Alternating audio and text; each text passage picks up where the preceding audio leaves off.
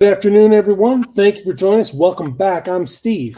And I'm Scott. And together we have the Science and Technology channel, Backyard Musings. Yep, and we're talking about a health issue, kind of today. So this afternoon, this is good. Is weird. I don't know if I Yeah. buy it. I don't We'll know if see. I buy it. So let's see if you buy it.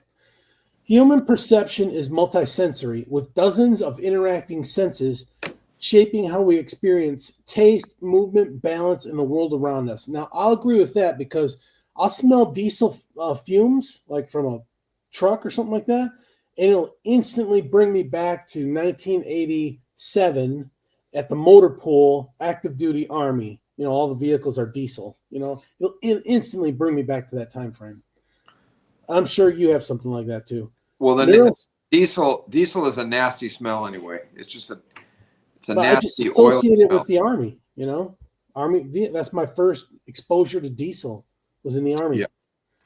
Neuroscientists increasingly treat perception as a distributed system where multiple sensory channels continuously negotiate a single coherent reality. Break that down. Because those channels interact, changing one input, sound, smell, motion, can quietly reshape what you think you're feeling or tasting. Would you like to know more? Spending hours focused on screens can make us forget about senses beyond sight and sound, even though they never switch off. When we pay attention, we notice the contrast between rough and smooth surfaces, tension building in our shoulders, or softness of a piece of bread in our hands.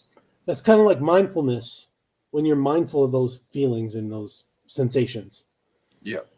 Daily routines are filled with these quiet signals. In the morning, there is the sharp tingle of toothpaste, the sound and pressure of water in the shower, the scent of shampoo, and later the familiar smell of freshly brewed coffee. Okay. Aristotle famously described 5 senses, but he also believed the world was made of 5 elements, an idea we no longer accept. In the same way, modern science now suggests that human perception relies on far more than just 5 senses. Okay, here we go. Much of what we experience is deeply multisensory. Seeing, hearing, smelling, and touching do not happen in isolation. Instead, they unfold together, blending into a single continuous awareness of both the world around us and our own bodies. What we feel affects what we see, and what we see affects what we hear. Different odors in shampoo can affect how you perceive the texture of hair. The fragrance of roses makes a hair seem silkier, for instance. If you felt the rose petals, they do feel silky. I guess so, but I don't know. I've never put that in connection with hair feeling silkier, but anyway. Odors and low-fat yogurts can make them feel richer and thicker on the palate without adding more emulsifiers. Perception of odors in the mouth, rising to the nasal passage, are modified by the viscosity of the liquids we consume.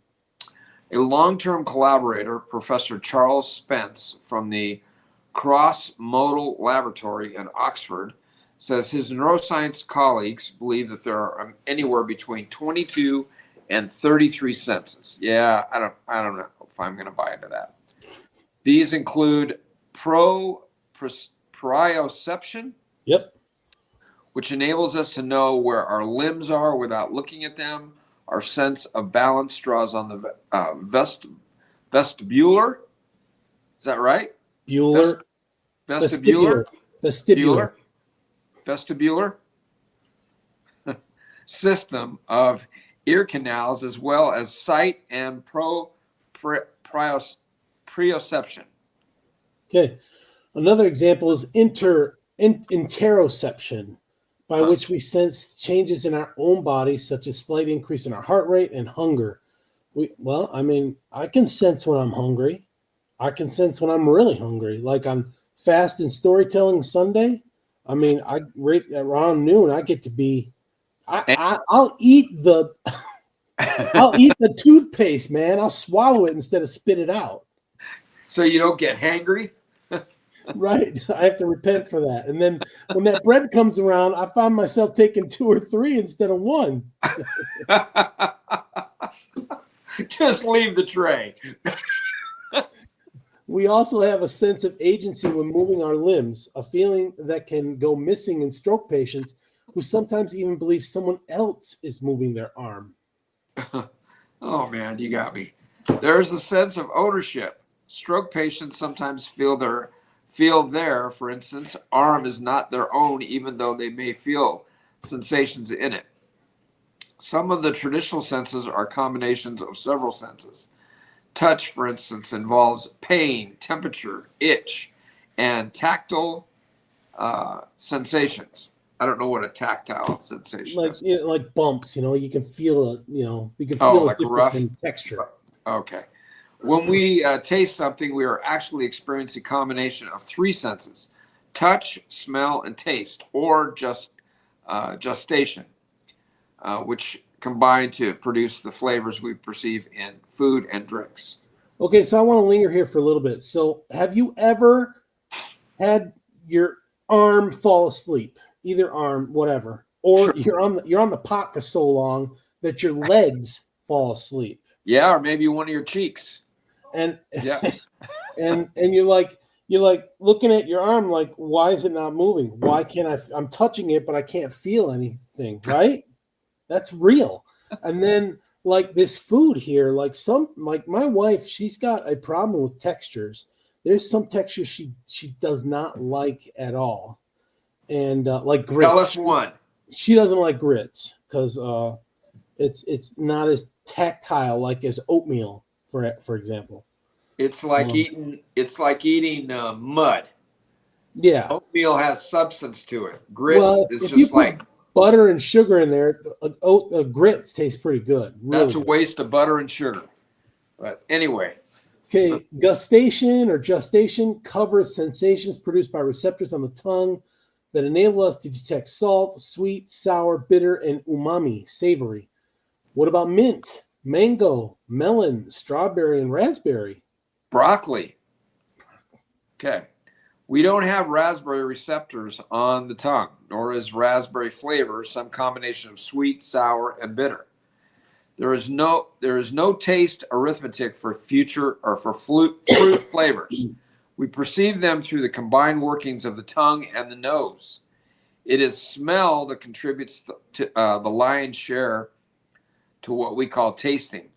So if I get that right, the lion is going to eat whether it tastes good or not, right? Is that what I'm? Yes. Yeah, sounds good to me. They're just eating. Yeah. Okay. This is not inhaling odors from the environment, though.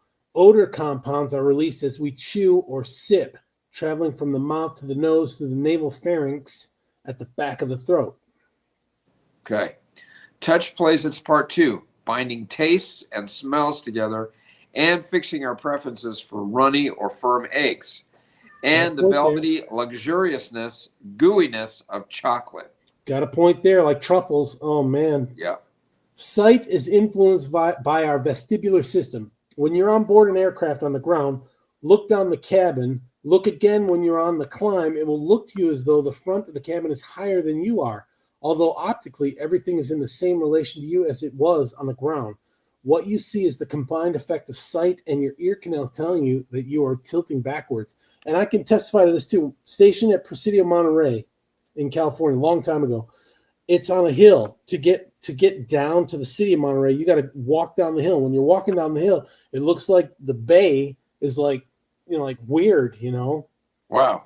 And I wanted to say something else. Looking something. So have you ever like you're at a stoplight and there's a couple cars ahead of you and you're not paying attention, maybe you're looking at the radio or something, and your foot comes off the pedal absently and you start to drift forward and you're like, what is that me going or is that the car next to me? You ever do that? And you Motion. panic? Well, sure. Yeah, Yeah. I think the same thing. Yep.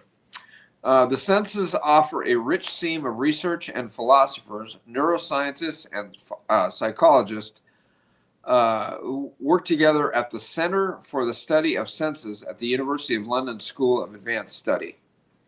In 2013, the center launched its Rethinking the Senses project, directed by this guy's colleague, the late Professor Sir Colin Blakemore. They discovered how modifying the sound of your own footsteps can make your body feel lighter or heavier.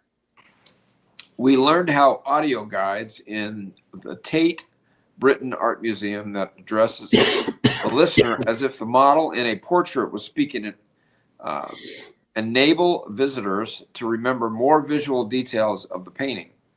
We discovered how aircraft noise interferes with our perception of taste and why you should always drink tomato juice on a plane. That's subliminal. Yeah, that's weird. I'm going to try that next time, tomato juice.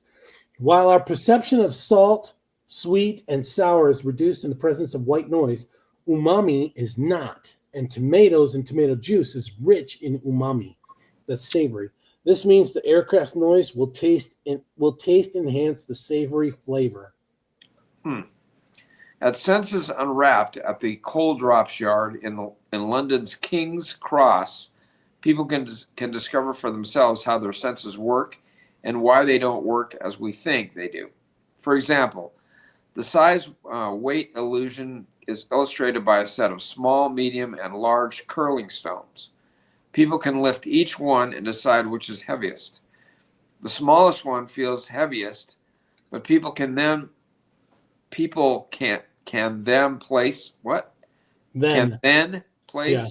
them on balancing scales and discover that they are all the same weight. But there are always plenty of things around you to show how intricate your senses are if you only pause for a moment to take it all in. So next time you walk outside or savor a meal, take a moment to appreciate how your senses are working together to help you feel all the sensations involved. I think they got something here. I think they do. I don't know, but I'd have to get down and dirty here on this 33 senses. I know. I mean, I don't understand it, but it makes sense. I guess. Based on my experience. Yeah, I'm not gonna totally count it out, but I'd need to see a chart and to go through some of these senses to figure it out. So, but I'm not saying that they're wrong. I mean, they're the educated ones, so you never know. But, yeah, we're the messengers. We're not the experts. Right. Interesting story. All right, folks. We hope you enjoy your Sabbath tomorrow. Thank you so much. We'll catch you on Monday. Yep. Enjoy the rest of your weekend, and we'll see you Monday morning. Take care.